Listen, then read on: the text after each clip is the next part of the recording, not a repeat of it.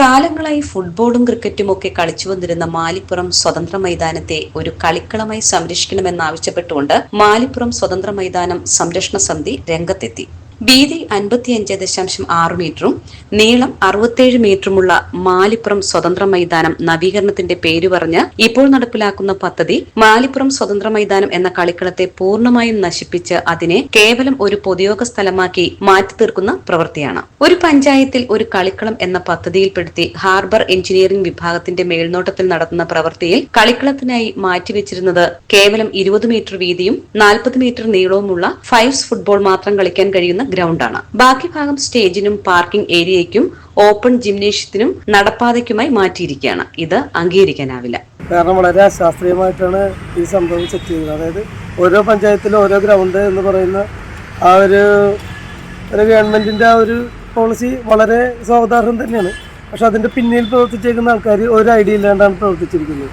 കാരണം ഇവിടെ യുവജനങ്ങൾക്ക് കൊല്ലങ്ങളായിട്ട് ഇവിടെ കളിച്ചുകൊണ്ടിരുന്ന സ്ഥലമായിരുന്നു. പിന്നെ കളിക്കാനായിട്ടുള്ള ഗ്രൗണ്ടുകളെല്ലാം ഉപയോഗശൂന്യമായിക്കൊണ്ടിരിക്കുന്ന സമയത്ത് ഇതേപോലത്തെ ഒരു ഗ്രൗണ്ട് അശാസ്ത്രീയമായിട്ട് ഇതേപോലത്തെ രീതിയിൽ പണിത് കഴിഞ്ഞ് കഴിഞ്ഞാൽ ബാക്കിയുള്ള തലമുറകൾക്ക് ഇനി അത് ഉപയോഗിക്കാൻ പറ്റും. ഇതിൽ തന്നെ ഇതിൻ്റെ സ്കെച്ച് നോക്കിക്കഴിഞ്ഞ് കഴിഞ്ഞാൽ വളരെ കുറഞ്ഞ സ്ഥലം മാത്രമേ നമുക്ക് പറ്റുള്ളൂ. അപ്പോൾ അത് ശരിക്കും അതിനെതിരെ നല്ല രീതിയിൽ നമ്മൾ പ്രതികരിച്ചേ പറ്റുള്ളൂ.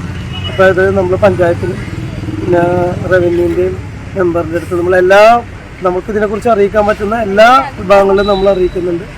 നമ്മൾ അതിനെക്കുറിച്ച് ശക്തമായിട്ടുള്ള നിലയിൽ തന്നെ നമ്മൾ മുന്നിലേക്ക് പോകാനാണ് നമ്മൾ തീരുമാനിച്ചേക്കുന്നത്. ഓൾ കേരള അടിസ്ഥാനത്തിൽ സെവൻസ് ഫുട്ബോൾ ടൂർണമെന്റുകൾ നടന്നിരുന്ന മാലിപ്പുറം സ്വതന്ത്ര മൈതാനത്ത് സെവൻസ് ഫുട്ബോൾ കളിക്കാനാവശ്യമായ 55 മീറ്റർ നീളവും 35.6 മീറ്റർ വീതിയുമുള്ള കളിസ്ഥലം നിർണയിച്ച് മാറ്റിയിടുകയും കളി കാണുവാൻ ജനങ്ങൾക്കാവശ്യമായ സൗകര്യങ്ങൾക്കുള്ള സ്ഥലം വിട്ടിട്ട് വേണം ബാക്കി സ്ഥലത്ത് സ്റ്റേജും നടപ്പാതയും മറ്റും നിർമ്മിക്കേണ്ടതെന്ന് സമിതി കൺവീനർ വിമൽ പറഞ്ഞു.